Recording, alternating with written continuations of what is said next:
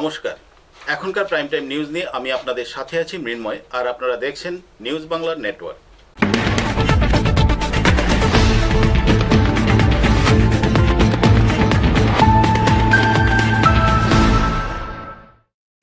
এখন খবর বিস্তারিত। গরু পাচারে বাধা দেওয়ায় এক পাচারকারীর ছুরির আঘাতে গুরুতর আহত এক যুবক। ঘটনা কলমচৌড়া থানাধীন রহিমপুর এলাকায়। জানা যায় আহত ওই যুবকের নাম মঈন উদ্দিন। বর্তমানে জিবি হাসপাতালে সে মৃত্যুর সাথে পাঞ্জা লড়ছে। ব্যবসাতে বাধা দেয়াকে কেন্দ্র করে রক্তক্ষয়ী সংঘর্ষ। ঘটনা কলমচৌড়া থানাধীন রহিমপুর এলাকায়। ঘটনার বিবরণে জানা যায়, রহিমপুর গ্রাম পঞ্চায়েতের ২ নম্বর ওয়ার্ডের নায়েব আলীর বাড়ির পাশ দিয়ে প্রতিনিয়ত অবৈধভাবে গরু পাচার হয় বেড়া কেটে। এই ব্যবসায় বাধা দেয় মহিমউদ্দিন এবং তাজ মহিমউদ্দিন।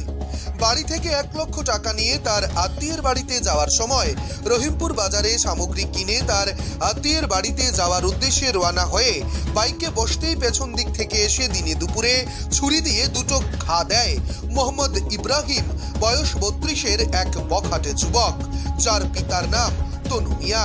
তার বাড়ি রহিমপুর গ্রাম পঞ্চায়েতের ৪ নম্বর ওয়ার্ডে। এই ছুরির আঘাতে অজ্ঞান হয়ে মাটিতে লুটিয়ে পড়ে মহিমউদ্দিন। পরে স্থানীয় লোকজন তাকে বক্সনগর সামাজিক স্বাস্থ্য কেন্দ্রে নিয়ে যায়। কর্তব্যরত চিকিৎসক ডক্টর রতন দেববর্মা তাকে প্রাথমিক চিকিৎসা করে উন্নত চিকিৎসার জন্য রাজধানী আগরতলার জিবি হাসপাতালে রেফার করেন। বর্তমানে সে মৃত্যুর সঙ্গে পাঞ্জা লড়ছে বলে সূত্রের খবর। ইব্রাহিম মিয়া কিছুদিন আগেও সুমন মিয়ার বাড়িতে ঢুকে বাড়ি ঘর একটি পালসার বাইক ভাঙচুর করেছিল বলে অভিযোগ রয়েছে। এ বিষয়ে অভিযুক্তের নামে থানায় মামলা রুজু।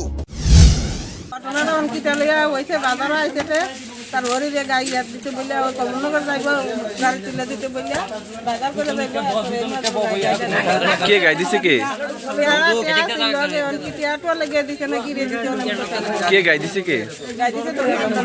নাম কি এর? এই নাম কি তার? এই এর বাবার নাম কি? হ্যাঁ নাম কি যে গাই দিছে? আপনার কি হয়? কই যেতে লাগছিল? আচ্ছা, তারপরে মানে গাই দিছে। বক্সনগর থেকে জুয়েল রানার রিপোর্ট, নিউজ বাংলা।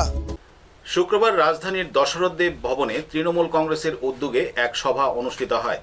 এই সভায় প্রধান বক্তা হিসেবে উপস্থিত ছিলেন সদ্য কংগ্রেস ছেড়ে তৃণমূল কংগ্রেসে যোগ দেওয়া নেত্রী সুস্মিতা দেব। রাজ্যের মানুষের সঙ্গে বিশ্বাসঘাতকতা করেছে বিজেপি। এর হিসেব দেওয়ার সময় এসেছে। বিদায় ঘণ্টা বেজে গিয়েছে। শুক্রবার দশরথ ভবনে বিজেপিকে উদ্দেশ্য করে তৃণমূল কংগ্রেসের সভায় বক্তব্য রেখে এই কথা বললেন তৃণমূল কংগ্রেস নেত্রী সুস্মিতা দেব। সরকারি কর্মচারীদের ৭ম পে কমিশন, চাকুরিচ্যুত শিক্ষক শিক্ষিকাদের পুনঃনিযুক্তি করা এবং বেকারদের মিসকল দিয়ে চাকুরির কোনো প্রতিশ্রুতি পালন করেনি বিজেপি। তৃণমূল কংগ্রেস রাজ্যে প্রতিষ্ঠা হলে মানুষের সমস্যা সমাধান করবে বলে জানিয়েছেন তিনি। তিনি আরও বলেন, ত্রিপুরার জন্য কি করা হবে তা ঠিক করবে ত্রিপুরার মানুষ। কলকাতা আর দিল্লির নির্দেশে চলবে না ত্রিপুরা। রাজ্যে তৃণমূল কংগ্রেস প্রতিষ্ঠার আগে প্রতিশ্রুতি কি হবে সেটা জনগণই ঠিক করে দেবে। গ্রাউন্ড লেভেল থেকে সংগঠন গঠন করা হবে বলে জানান তিনি। যোগদান পর্বে ২২ জন কর্মী সমর্থক সিপিআইএম এবং বিজেপি দল ছেড়ে তৃণমূল কংগ্রেসে যোগদান করেন। এদিন যোগদানকারীরা অধিকাংশই ছিলেন বনমালীপুর বিধানসভা কেন্দ্র, আগরতলা বিধানসভা কেন্দ্র এবং সুনামুড়া বিধানসভা কেন্দ্রের। তাদের হাতে দলীয় পতাকা তুলে দিয়ে শুভেচ্ছা জানান সুস্মিতা দেব। আজকে কয়টা চাকরি হয়েছে সেটার বিচার আপনারা করবেন। বলা হয়েছিল ২৪ ঘন্টা বিদ্যুৎ, রাস্তাঘাট, পানীয় জল, খাওয়ার জলের সুবিধা সব বিজেপি সরকার করে দেবে, কিন্তু বিজেপি সরকার ত্রিপুরাতে কোনো কাজ করে দিতে পারেনি। 7 পে কমিশন বলেছিল 1 মাসের মধ্যে সরকার গঠন হওয়ার পরে 7 পে কমিশন লাগু হবে। আজকে সেই পে কমিশন লাগু হয়েছে কিনা সেটার বিচার ত্রিপুরার জনতা করবে। যে শিক্ষকদের কথা দেওয়া হয়েছিল, যে ১০,০০০-এর অধিক শিক্ষকদের কথা দেওয়া হয়েছিল যে তাদের চাকরির মধ্যে আবার নিযুক্তি দেওয়া হবে এবং পার্লামেন্টে আইন পাস করে তাদেরকে চাকরি দেওয়া হবে, কিন্তু আজ পর্যন্ত সেই ১০,৩২৩ শিক্ষকদের চাকরি দেওয়া হয়নি। মমতাদি আমাদের প্রিয় নেত্রী মমতা বন্দ্যোপাধ্যায়, যিনি ওয়েস্ট বেঙ্গলের মুখ্যমন্ত্রী, ওনার কাজের কি ইতিহাস আপনারা নিশ্চয়ই জানেন। উনি যেটা বলেন সেটা উনি করে দেখান। এবং আমরা ত্রিপুরার জনসাধারণের জন্য কি করব সরকার গঠন করলে, সেটা নাগপুর থেকে কোনো ইনস্ট্রাকশন আসবে না, সেটা ওয়েস্ট বেঙ্গল থেকে কোনো নির্দেশ আসবে না।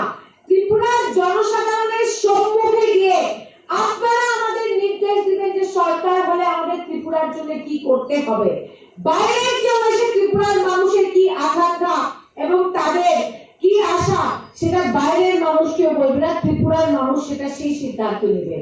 আমরা কথা দিচ্ছি যে আমাদের যে ম্যানিফেস্টো হবে, আমরা যে প্রতিশ্রুতিগুলো ম্যানিফেস্টোতে দিব, সেই ম্যানিফেস্টো ত্রিপুরার জনসাধারণ আমাদের লিখে দিবে, উপর থেকে কোনো ধরনের চাপ সৃষ্টি করা হবে না। Bureau report, news Bangla. DElEd পরীক্ষা অনলাইনে নেওয়ার দাবি জানিয়ে শুক্রবার শিক্ষা দপ্তরের অধিকর্তার কাছে ডেপুটেশন প্রদান করল এবিভিপি ছাত্র সংসদ। পাশাপাশি এদিন তারা শিক্ষা দপ্তরের সামনে বিক্ষোভ প্রদর্শনও করে। ডিএলএড পড়ুয়ারা পরীক্ষা নিয়ে ধোঁয়াশায় রয়েছেন। ডিএলএড ছাত্রছাত্রীদের অনলাইনে ক্লাস করতে হয়েছে, ফলে অনলাইনে পরীক্ষা নেওয়া জরুরি। এবিভিপির পক্ষ থেকে দাবি জানানো হয় ডিএলএড পড়ুয়াদের অনলাইনে পরীক্ষা গ্রহণ করবার, যাতে তাদের ভবিষ্যৎ নিয়ে কোনো প্রশ্ন চিহ্ন না দাঁড়ায়। শিক্ষা দপ্তরকে দ্রুত সিদ্ধান্ত নিতে হবে বলে জানিয়েছেন এবিভিপির নেতৃত্বরা। সমস্যার সমাধান চেয়ে শুক্রবার অফিস লেনে গিয়ে শিক্ষা দপ্তরের অধিকর্তার কাছে ডেপুটেশন প্রদান করল এবিভিপি।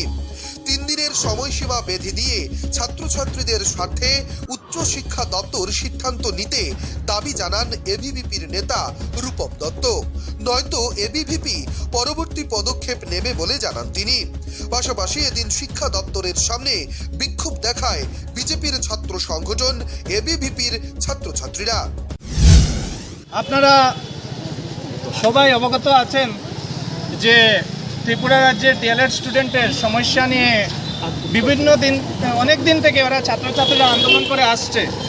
তো আপনারা এটা সাক্ষী যে ত্রিপুরা রাজ্যে যে ডিসিশন, কখনো অফলাইন কখনো অনলাইন, একটা ধোঁয়াশার মধ্যে ছাত্ররা দীর্ঘদিন থেকে। তো বিদ্যার্থী পরিষদ সবসময় ছাত্রদের যখনই সমস্যা আসে, বিদ্যার্থী পরিষদের মতো ছাত্র সংগঠন লিগ্যাল ইস্যু নিয়ে কথা বলে। তো আমরা দেখতে পেয়েছি যে ত্রিপুরা রাজ্যের যতগুলো কলেজ ক্যাম্পাস হোক, ইউনিভার্সিটি স্তরের সব এক্সামগুলো সরকার কর্তৃপক্ষ এবং শিক্ষা দপ্তর অফলাইন করেছিল, তারপরে আবার অনলাইন করেছিল। এটার থেকে একটা কোয়েশ্চন জাগে যে ডিএলএড স্টুডেন্টদের ভুল কোথায়? ওরা তো অনলাইন ক্লাস করেছে, যদি অনলাইন ক্লাস করে থাকে তাহলে অনলাইন পরীক্ষা নেওয়া দরকার। তো বিদ্যার্থী পরিষদ, অখিল ভারতীয় বিদ্যার্থী পরিষদের স্পষ্ট মত, যেহেতু ত্রিপুরা রাজ্যের প্রতিটা ছাত্রের অনলাইন করেছে, তাহলে ওদের এক্সামে অতি সত্বর করতে হবে, যাতে ওদের আগামী দিনের ভবিষ্যতে যাতে কোনো প্রশ্নবোধক চিহ্ন না দাঁড়ায়। Bureau report, news Bangla. গাঁজা বুঝাই গাড়ি সহ পুলিশের হাতে ধৃত এক গাড়ি চালক। ঘটনা সোনামুড়ার বক্সনগরের রতনদোলা এলাকায়। জানা যায় ধৃত ওই গাড়ি চালকের নাম শিপন সরকার। গাঁজা বুঝাই গাড়ি সহ পুলিশের হাতে ধৃত এক গাড়ি চালক। গাড়ি চালকের নাম শিপন সরকার, 22 বছরের যুবক সেই ছেলে। বাড়ি সোনামুড়ার বক্সনগর রতনদোলা থানা সংলগ্ন এলাকায়। শুক্রবার দুপুরে বিলুনিয়ার রাজনগর পিয়ারবাড়ি থানাধীন সংলগ্ন এলাকা থেকে গাঁজা বুঝাই গাড়ি সহ গাড়ির চালককে আটক করে পুলিশ। জানা যায় রাজনগর পিয়ারবাড়ি থানার পুলিশ রুটিন মাফিক যানবাহন চেকিং করবার সময় TR07E0366 এই নম্বরের ইকো গাড়ির চালক সহ গাড়িতে থাকা আরেকজন যাত্রী পুলিশ দেখে গাড়ি ঘুরিয়ে পালিয়ে যাওয়ার চেষ্টা করে। এতে সন্দেহ হয় পুলিশের। পুলিশ ছুটে গিয়ে ইকো গাড়ির চালককে আটক করতে সক্ষম হলেও গাড়িতে থাকা অন্য আরেক ব্যক্তি পালিয়ে যায়। পুলিশ ছুটে যাওয়ার আগেই গাড়ির দরজা খুলে পালিয়ে যায় সে। রাজনগর পিয়ারবাড়ি থানার পুলিশ ইকো গাড়িকে তল্লাশি চালিয়ে বেশ কয়েক কেজি গাঁজা উদ্ধার করে, যার আনুমানিক প্রায় 20 কেজি ওজনের গাঁজা বলেই মনে করছে পুলিশ। জানা যায় সোনামুড়ার বক্সনগর কলমচৌড়া থেকে গাঁজা বুঝাই করে রাজনগর নিয়ে আসা হয় বাংলাদেশের উদ্দেশ্যে পাচার করবার জন্যে। রাজনগর পিয়ারবাড়ি থানার ওসি অর্জুন চাকমা এক সাক্ষাৎকারে জানান যে গাড়ি চালকের বিরুদ্ধে এনডিপিএস অ্যাক্টে মামলা নিয়ে তদন্ত শুরু করা হয়েছে। আগামীকাল বিলুনিয়া আদালতে তোলা হবে ধৃত গাড়ি চালক শিপন সরকারকে। আমরা রেগুলার বেসিসে থানার সামনের যে নাকা গেটে আমরা ভেহিক্যাল চেকিংয়ের ডিউটি চলতেছিল। তখন হঠাৎ করে একটি গাড়ি, ইকো গাড়ি, যাহার নম্বর TR07E0366, ওই গাড়িটি থানার কাছাকাছি এসে হঠাৎ করে ঘুরিয়ে পালানোর চেষ্টা করলে আমাদের সন্দেহ হয়। গাড়িটি পালানোর চেষ্টা করার সময় মাটিতে ধাক্কা দিয়ে, মানে থানার যে উপরের মাঠটা আছে এখানে কিছু উঁচা জায়গা, ওইখানে ধাক্কা দিয়ে গাড়িটি আর পালাতে পারেনি। তো তখন আমরা দৌড়ে গিয়ে দেখি যে ড্রাইভার এখান থেকে পালানোর চেষ্টা করে, তখন তাকে মানে তাকে পিছা করে ধরা হয় এবং আমাদের ঊর্ধ্বতন কর্তৃপক্ষকে জানানো হয়। তারপর আমরা লিগ্যাল প্রসিডিওর মেনটেন করে, লিগ্যাল প্রসিডিওর ফলো করে গাড়িটা চেক করে গাড়ির ভিতরে প্রায় 22 কেজির মতো আমরা গাঁজা পাই। এবং এখন আমরা ওই ড্রাইভারের বিরুদ্ধে, ড্রাইভারের নাম হলো শিপন সরকার, বাবার নাম লক্ষণ সরকার, বাড়ি রতনদুলা, বক্সনগর থানার অন্তর্গত। তো তার বিরুদ্ধে আমরা এখন একটা এনডিপিএস মামলা নিয়ে তাকে কালকে কোর্টে প্রেরণ করে দেব। কয়জন ছিল স্যার গাড়িতে? গাড়িতে তো আমরা দূর থেকে ঠিক মতো দেখিনি, 1-2 জন ছিল মনে হয়, যাকে দেখেছি আমরা তাকে। মানে একজন পালাইয়ে যেতে সক্ষম হয়েছে? হ্যাঁ, একজন এখানে ঠিক আমরা ক্লিয়ার করে দেখিনি। হ্যাঁ, তবে আমাদের সন্দেহ হয় হয়তো বা 2 জন ছিল এখানে। আমাদের সন্দেহ হয়েছিল 2 জনের মতো হবে, কিন্তু আমরা একজনকে দেখেছিলাম, যার কারণে তার পিছনে দৌড়িয়ে তাকে আটকানো হয়েছে। মানে গাড়ির ড্রাইভারকে? হ্যাঁ। শিপন সরকার? হ্যাঁ। কোন থানা এটা sir? Bureau report, news Bangla. একটি লরিতে তল্লাশি চালিয়ে বিপুল পরিমাণ গাঁজা উদ্ধার করল পুলিশ। ঘটনা তেলিয়ামুড়া থানাধীন বড়মুড়া ইকো পার্ক সংলগ্ন এলাকায়। জানা যায় আটককৃত গাঁজার মূল্য 15 লক্ষ টাকা। চম্পকনগর আউটপোস্ট, জিরানিয়া এবং রানীর বাজার থানার পুলিশ বাবুরা যখন ব্যস্ত শীতের আগমনী ঘুমে, ঠিক তখনই তেলিয়ামুড়া থানার পুলিশ এবং ট্রাফিক পুলিশ ভেহিক্যাল চেকিং এ বসে উদ্ধার করল বিপুল পরিমাণে শুকনো গাঁজা। শুক্রবার ভেহিক্যাল চেকিং এ বসে দূরপাল্লার লরি থেকে উদ্ধার হয় বিপুল পরিমাণে শুকনো গাঁজা, যার আনুমানিক বাজার মূল্য প্রায় 15 লক্ষাধিক টাকা। জানা যায় শুক্রবার তেলিয়ামুড়া থানা এলাকার বড়মুড়া ইকো পার্ক সংলগ্ন এলাকায় তেলিয়ামুড়া ট্রাফিক ইউনিট এবং তেলিয়ামুড়া থানার পুলিশ যৌথভাবে ভেহিক্যাল চেকিং এ বসে। সেই সময় ট্রাফিক এএসআই ইন্দ্রজিৎ দেববর্মা আগরতলার দিক থেকে আসা একটি দূরপাল্লার লরি, যার নম্বর NL01N5416, সন্দেহবশত গাড়িটি থামিয়ে চেকিং করতেই গাড়ির গোপন কক্ষ থেকে উদ্ধার হয় 32টি প্যাকেটে 305 কেজি 500 গ্রাম শুকনো গাঁজা। আটক করা হয় গাড়ির চালক রামিজ যাদব, বয়স 37, এবং সহচালক সঞ্জয় যাদব, বয়স 40কে। উভয়ের বাড়ি বহিরাজ্যে। উদ্ধারকৃত গাঁজাগুলোর বাজার মূল্য আনুমানিক 15 লক্ষাধিক টাকা হবে বলে জানিয়েছেন ট্রাফিক ডিএসপি বিক্রমজিৎ শুক্ল দাস। তিনি জানিয়েছেন, গাড়ির চালক এবং সহচালককে প্রাথমিকভাবে জিজ্ঞাসাবাদ করে জানা গিয়েছে গাঁজাগুলো খয়েরপুর এলাকার কোনো এক জায়গা থেকে মাল বুঝাই করে শিলংয়ের উদ্দেশ্যে নিয়ে যাওয়া হচ্ছিল। তবে তেলিয়ামুড়া থানার পুলিশের তৎপরতায় তাদের পাচার কাজ ব্যর্থ হয়। এখন স্বভাবতই প্রশ্ন উঠছে, এতগুলো থানার নাকের ডগা দিয়ে কিভাবে তেলিয়ামুড়া থানার ট্রাফিক পুলিশ এবং তেলিয়ামুড়া থানার পুলিশের হাতে আটক হলো কয়েক লক্ষাধিক টাকার শুকনো গাঁজা? তবে কি রাজ্যের কলার্স প্রাপ্ত পুলিশের সঙ্গে এই গাঁজা পাচার বাণিজ্যের কোনো গোপন লেনদেন রয়েছে? তেলিয়ামুড়া ট্রাফিক ইউনিটের স্টাফ এবং তেলিয়ামুড়া থানা স্টাফ মিলে তেলিয়ামুড়া থানার অন্তর্গত বড়মুড়া ইকো পার্ক অঞ্চলে জাতীয় সড়কে ভেহিক্যাল চেকিং করছিল। এমন সময় একটি গাড়ি আগরতলার দিকের থেকে এদিকে আসছিল তেলিয়ামুড়ার দিকে। তখন সন্দেহ হয় গাড়িটির মধ্যে, আমরা সার্চ করি। সার্চ করার পরে গাড়িটি থেকে আমরা 32 প্যাকেটসে 303 কেজি 500 গ্রাম গাঁজা উদ্ধার করি এবং দুজনকে আমরা ডিটেন করি। আমরা স্যার বাজার মূল্য কত হবে? বাজার মূল্য হবে আনুমানিক 15 লক্ষ টাকার উপরে হতে পারে। স্যার গাড়িটা কোথেকে আসছিল কি এমন কিছু? গাড়িটার মধ্যে যাদেরকে পাওয়া গিয়েছিল ওদেরকে প্রাথমিক যে জিজ্ঞাসাবাদ করা হয়েছিল, ওরা প্রথম বলেছিল ওরা মেলাঘর থেকে এসেছে। এরপর ওরা বলেছে যে ওরা নাকি খয়েরপুর এলাকাতে কোনো একটা জায়গাতে ওরা গাঁজাবল লুট করেছিল। সেগুলো এখন পর্যন্ত পাওয়া গেছে, এখন তদন্ত চলছে, তদন্ত করে পুরো বলা যাবে। স্যার মালগুলি কোথায় নিয়ে যাওয়ার উদ্দেশ্যে যাচ্ছিল? ওরা তো বলছে মালগুলি নিয়ে ওরা শিলচর যাবে, এটা প্রাথমিক জিজ্ঞাসাবাদ যা শুনেছি আমরা। স্যার তাদের নাম? তাদের নামগুলো বলতে পারবো না তদন্তের সাথে। তেলিয়ামুড়া থেকে নিজস্ব প্রতিনিধির report, news Bangla. Kailashahar BJP মণ্ডলের উদ্যোগে শুক্রবার মন্ত্রী ভগবান দাসকে সংবর্ধনা দেওয়া হয়। কৈলাসহরের পুরাতন টাউন হলে অনুষ্ঠিত হয় এই সংবর্ধনা অনুষ্ঠান। এই অনুষ্ঠানে বিজেপি কর্মী সমর্থকদের উপস্থিতি ছিল লক্ষণীয়। বিজেপি ঊনকোটি জেলার সভাপতি বিধায়ক ভগবান দাসকে মন্ত্রী করায় শুক্রবার দুপুরে কৈলাসহরের পুরাতন টাউন হলে বিজেপি কৈলাসহর মণ্ডলের উদ্যোগে সংবর্ধনা দেওয়া হয়। সংবর্ধনা অনুষ্ঠানে মন্ত্রী ভগবান দাস ছাড়াও উপস্থিত ছিলেন বিজেপি ঊনকোটি জেলা কমিটির সহসভাপতি অমৃত ভট্টাচার্য, জেলা কমিটির সাধারণ সম্পাদক অরুণ সাহা, বিজেপি কৈলাসহর মণ্ডলের সভাপতি হেমেন্দ্র কুমার দেব, বিজেপি নেতা বিধান দাস সহ আরও অনেকে। বিজেপি কৈলাসহর মণ্ডল, যুব মোর্চা কৈলাসহর মণ্ডল, মহিলা মোর্চা কৈলাসহর মণ্ডল, কিষাণ মোর্চা, বিবেকানন্দ বিচার মঞ্চ, কৈলাসহর বিধানসভার প্রতিটি বুথ কেন্দ্র, বিষ্ণুপ্রিয়া মণিপুরী সম্প্রদায়, উপজাতি মোর্চা, তপশিলি মোর্চা, ওবিসি মোর্চা, বিএমএস সহ আরও অন্যান্যদের পক্ষ থেকে সংবর্ধনা মঞ্চে মন্ত্রী ভগবান দাসকে সংবর্ধিত করা হয়। কৈলাসহরের পুরাতন টাউন হলের ভিতরে দলীয় কর্মী সমর্থকদের উপস্থিতি এতটাই বেশি ছিল যে সমস্ত দলীয় কর্মী সমর্থকদের ভিতরে জায়গা হয়নি। সংবর্ধনা মঞ্চে মন্ত্রী ভগবান দাস বক্তব্য রাখার পূর্বে মঞ্চে ভক্তি দিয়ে বক্তব্য শুরু করেন। মন্ত্রী ভগবান দাস বলেন, ভগবান দাস মন্ত্রী হয়ে আপনাদের সামনে এসেছি কিংবা ভগবান দাস মন্ত্রী হয়েছে এর পুরো কৃতিত্বই ঊনকোটি জেলাবাসীর। মন্ত্রী এও বলেন যে উনি যেসব দপ্তরের দায়িত্ব পেয়েছেন সেই সব দপ্তরের মাধ্যমে কর্মসংস্থানের ব্যবস্থা করে এই জেলার বেকারদের প্রদান করার চেষ্টা করবেন। আপনাদের দেওয়া সেই ঋণ আমি কোনোদিন শোধ করতে পারবো না। আমি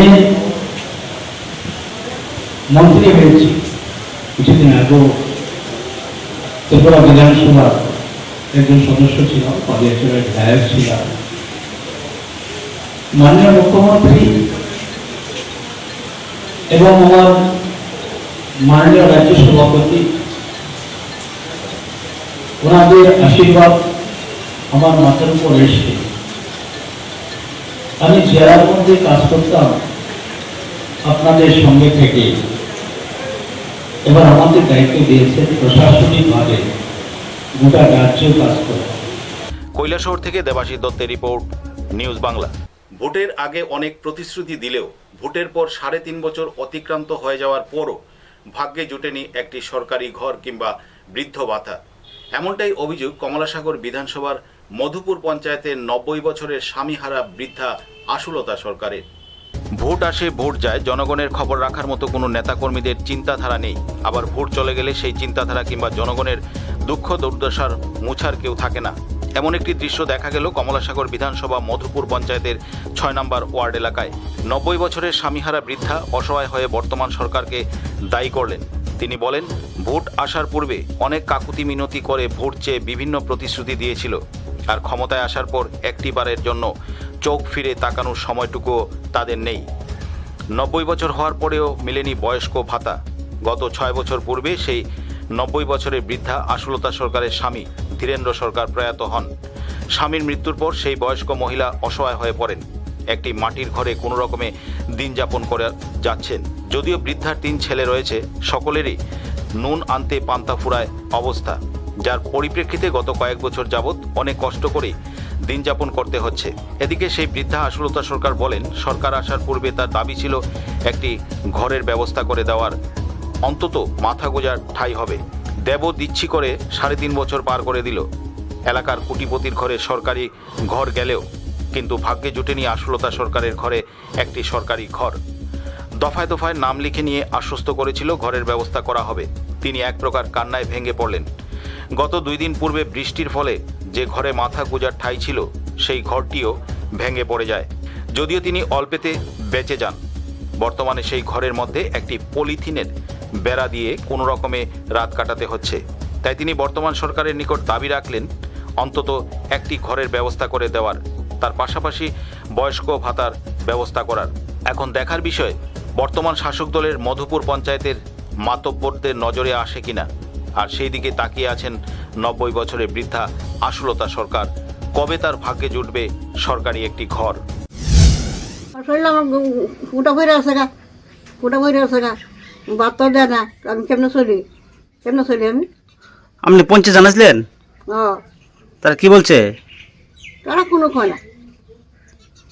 আপনার ছেলে মেয়ে কি? কোনো ফুলা তারা কি করে? তারা গৃহস্থী করে কি, তারা চাকরিটা নেই, গৃহস্থী করে তারা খায়, তারা তো চলতে পারে না। আমার কেন দিব? আপনার স্বামী? 6 বছর মারা গেছে। এখন আপনি কিভাবে চলেন? কেন চলাম, ভেঙে চলি। এখন যে ঘর ভেঙে গেছে আপনি কোথায় আছেন এখন? এগুলো তো কইতাম, এগুলো তাই কিভাবে থাকতেছেন ঘরের মধ্যে? এমনিতেই একটা ঠাকুর দাবার আছে, এমনিতেই আর কি ধরাম। এখন আপনার দাবি কি? ঘর পড়ছে, ঘরের দাবি, ভাতার দাবি। আপনি পঞ্চায়েতের দ্বারস্থ হয়েছিলেন তাদের কাছে? ও তার কোনো আশ্বাস দিয়েছে আপনাকে? না, কোনো কয় না। আপনার বয়স? বয়স 90 আর কি। আপনার নাম কি? 18 সরকার। কোন জায়গা, এলাকাটার নাম কি? নগরপাড়া। আমার মা, বৃদ্ধ মা, 90 বছর হয়েছে, এই ঘরে বাস করে, ওয়ালটা পরে আছে। এটা মানে এটা ঘরের আমি দাবি করতেছি। আচ্ছা, পঞ্চায়েত জানানো হয়েছে আগে? পঞ্চায়েত জানাইছি, তারা আইসে, আইয়া কোনো কিছু করছে না, তারা কোনো কিছু করছে না। তাহলে বয়স কেমন হবে? 90। তার আপনি সরকারি ভাতা পাচ্ছে তো? না, পাচ্ছে না। এখন আপনার কি দাবি থাকবে? কিন্তু মার একটা ভাতা দেওয়ার লেগে আর ঘরটা এটা তুলে দেওয়ার লেগে। কোন পঞ্চায়েত এটা? এটা মধুর পঞ্চায়েত। এলাকাটার নাম কি? নগরপাড়া। আচ্ছা, ঘর যে ভেঙে গেছে, কীভাবে ভেঙে গেছে ঘরটা? এই তো ওই অনেক দিন হয়েছে, ঘরটা অনেক দিন হয়েছে।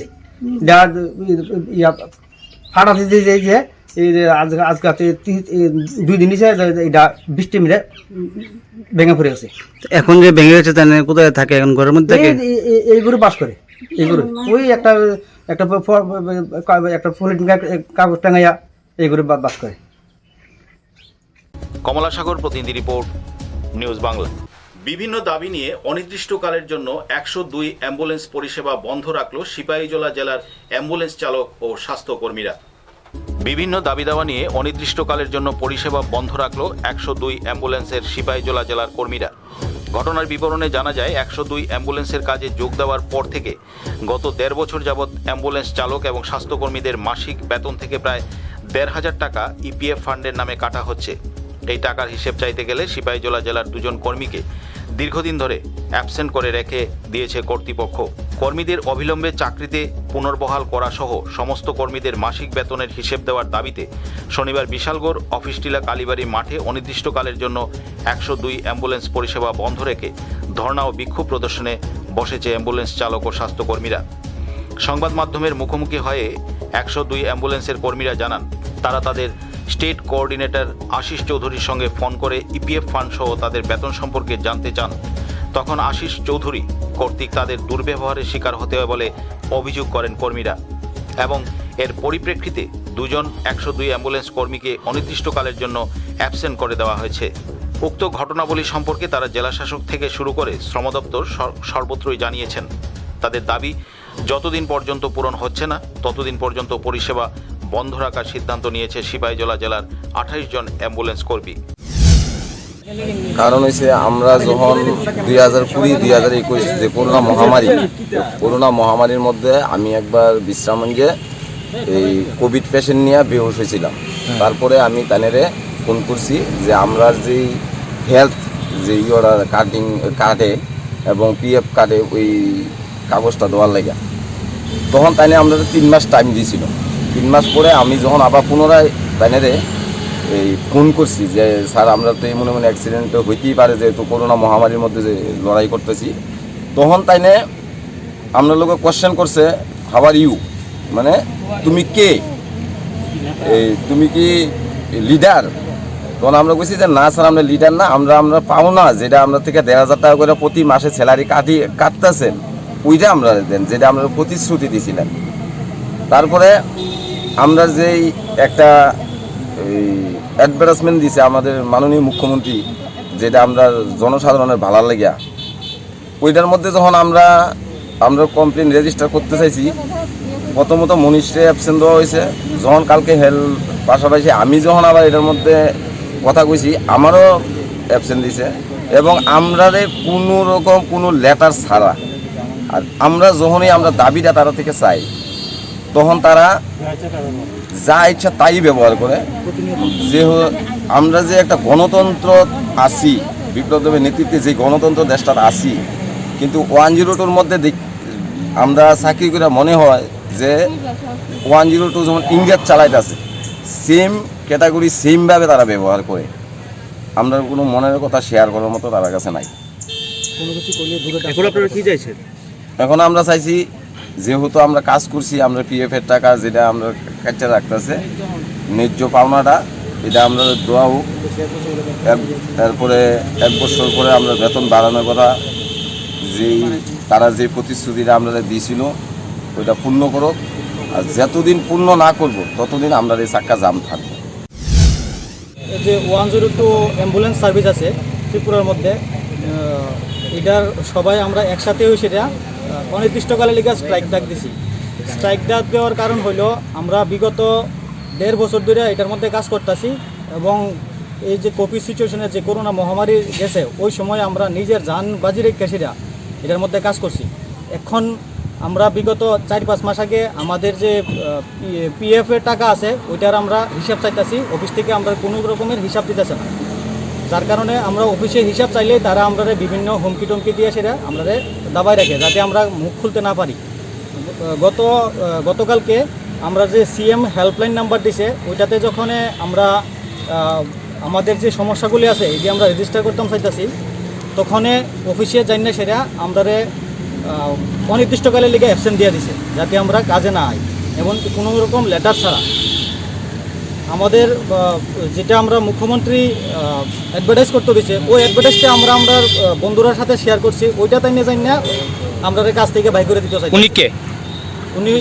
উনি হচ্ছেন আমাদের স্টেট কোঅর্ডিনেটর, 102 অ্যাম্বুলেন্স ক্যাম্প কোম্পানির স্টেট কোঅর্ডিনেটর আশিস চৌধুরী। আর তাই নিয়ে মানে যেরকমভাবে ব্যবহার খারাপ করে, এটা তো সবার সাথে বিভিন্নভাবে কথা কয়, একদম পুরো হুমকির মতো, যেটা ইংরেজরাও ওই রকমভাবে করতো না। তাই আপনার এই ছবিগুলি শেয়ার না করার কি কারণ না করতেছে কি আপনার কি মনে হয়? ওইটা তারা জানে, হয়তো বা তারা আমরা টাকা নিয়ে কী করবো না করবো আমরা জানি না। এটা কী কারণে আমরা এইভাবে দাবাইতেছে যে আমরা কমপ্লেন না করি, এটা শুধু তারাই জানে। বিক্ষুব্ধ অ্যাম্বুলেন্স কর্মীদের পরিষেবা বন্ধ রাখায় মুখ থুবড়ে পড়েছে গোটা সিপাহীজলা জেলার 102 অ্যাম্বুলেন্স পরিষেবা। এখন দেখার কবে নাগাদ টনক নড়ে কর্তৃপক্ষের। বিশালগড় প্রতিনিধি রিপোর্ট, নিউজ বাংলা। অসমের পাথারকান্দির দোয়ালিয়াতে আবারও উচ্ছেদ অভিযান সংগঠিত করল বন দপ্তর। একটি ফিশারি সহ 7 হেক্টর বনাঞ্চল বেদখল মুক্ত করল বন দপ্তরের কর্মীরা। সরকারি নির্দেশে ফের পাথারকান্দির বিভিন্ন সংরক্ষিত বনাঞ্চল বেদখল মুক্ত করতে আদাজল খেয়ে মাঠে নামল বন বিভাগ। এই মর্মে শুক্রবার পাথারকান্দি সমষ্টির দুহালিয়া ফরেস্টের রেঞ্জ কর্তা প্রবীর বিশ্বাস পুলিশ ও প্রোটেকশন বাহিনীকে সঙ্গে নিয়ে স্থানীয় ফুলতলি সংরক্ষিত বনাঞ্চলে হানা দিয়ে একটি ফিশারি সহ প্রায় 7 হেক্টর পরিমাণ বনাঞ্চল বেদখল মুক্ত করতে সক্ষম হন। বন বিভাগের এহেন অভিযানকে এলাকার পরিবেশ প্রেমী জনগণ সাধুবাদ জানিয়েছেন। আজকের অভিযান সম্পর্কে রেঞ্জ কর্তা বিশ্বাসবাবু জানান যে নবাগত ডিএফও বি বসন্তনের কড়া নির্দেশে ফের নতুন করে উচ্ছেদ অভিযানে নেমে পড়েছে বন বিভাগ। এতে সাফল্য আসছে। আজ স্থানীয় একটি ফিশারির বাঁধ কেটে জল বের করে দেওয়া হয়। উক্ত ফিশারিতে প্রায় 2 হেক্টর পরিমাণ ভূমি ছিল। পাশাপাশি উক্ত এলাকার 5টি টিলা ভূমিতে অবৈধভাবে গড়ে তোলা প্রায় 5 হেক্টর পরিমাণ অবৈধ সুপারি বাগান কেটে গুড়িয়ে দেওয়া হয়। বন বিভাগের এহেন অভিযান অব্যাহত থাকবে। প্রসঙ্গত উল্লেখ্য যে নানা অভিযানের ভিত্তিতে গত কয়েক মাস ধরে গোটা রাজ্যের সাথে করিমগঞ্জ জেলার পাথারকান্দি ও রাতাবাড়ি সমষ্টির বিভিন্ন সংরক্ষিত বনাঞ্চল বন বিভাগের উচ্ছেদ অভিযান চলছে। এতে প্রায় অর্ধশতাধিক অবৈধ দখলদারদের বসতবাড়ি জেসিবি লাগিয়ে গুড়িয়ে দেওয়ার পাশাপাশি হাজার হাজার বিঘা সরকারি বনভূমি বেদখলমুক্ত হয়। এহেন অভিযানকে অব্যাহত রেখে বিভিন্ন বনাঞ্চলের ভিতরে থাকা হাজার হাজার বিঘা অবৈধ বাগানসহ শত শত অবৈধ ফিশারি গুড়িয়ে দিতে এলাকার পরিবেশপ্রেমী জনগণ ডিসি ডিএফও সহ বিধায়কের আশু হস্তক্ষেপ কামনা করেছেন। রেঞ্জের অধীন ফুলতলি এলাকার দুয়ালিয়া রিজার্ভ ফরেস্টে আমরা দুয়ালিয়া রেঞ্জের কর্মীবৃন্দ সবাই মিলে একটা ফিশারি ডিসমেন্টেল করেছি এবং যার ফলে আমরা প্রায় 2 হেক্টর জায়গা রিকভার করেছি। তৎসঙ্গে 5 টিলা সুপারি বাগান আমরা ড্যামেজ করেছি, যে সুপারি বাগানের টোটাল এরিয়া হবে আপাতত 5 হেক্টরের মতো। এবং আমাদের এই অভিযান ক্রমান্বয়ে চলবে। আমাদের নবাগত ডিএফও স্যারের নির্দেশ মতো আমরা এই কাজ চালিয়ে যাব এবং আমাদের এই উচ্ছেদ অভিযান আগামী দিনও অব্যাহত থাকবে। পাথারকান্দি থেকে মলয় কুমার দাসের রিপোর্ট, নিউজ বাংলা। আসাম মাদ্রাসা ছাত্র সংস্থা এবং মাদ্রাসা ছাত্র সংস্থা অসমের যৌথ উদ্যোগে দিশপুর প্রেস ক্লাবে এক সাংবাদিক সম্মেলন অনুষ্ঠিত হয়।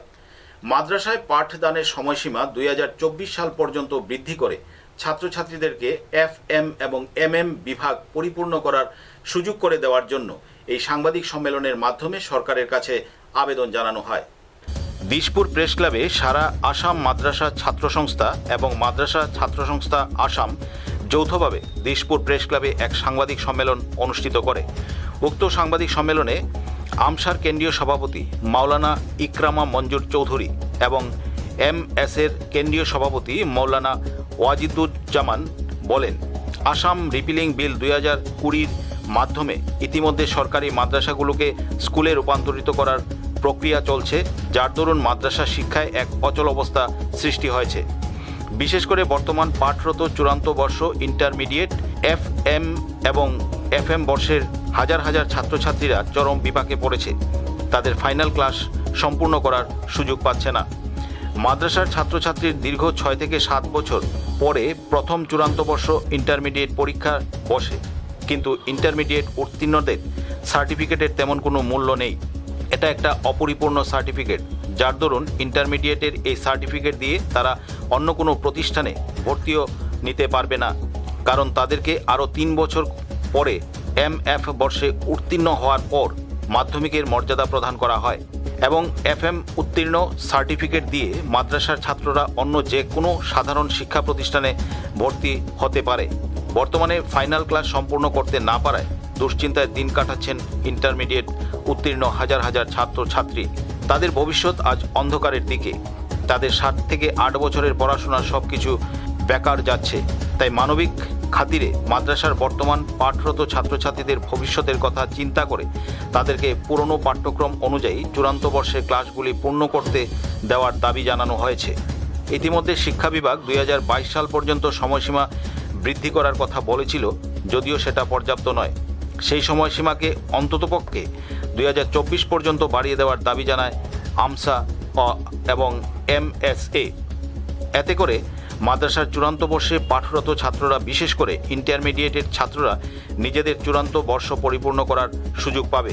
আজকের এই সাংবাদিক সম্মেলনের মাধ্যমে মাদ্রাসা ছাত্র সংস্থা সরকারের কাছে বিনম্রভাবে দাবি জানাচ্ছে মানবিক খাতিরে বর্তমান মাদ্রাসায় পাঠরত ছাত্রছাত্রীদের ভবিষ্যতের কথা চিন্তা করে মাদ্রাসায় পাঠদানের সময়সীমা অন্ততপক্ষে 2024 পর্যন্ত বৃদ্ধি করে তাদেরকে MF এবং MM বিভাগ পরিপূর্ণ করার সুযোগ দেওয়া হোক। সাংবাদিক সম্মেলনে উপস্থিত ছিলেন আমসার কেন্দ্রীয় সাধারণ সম্পাদক আরিফ উদ্দিন, মৌসুদ আলম সহ অন্যান্যরা।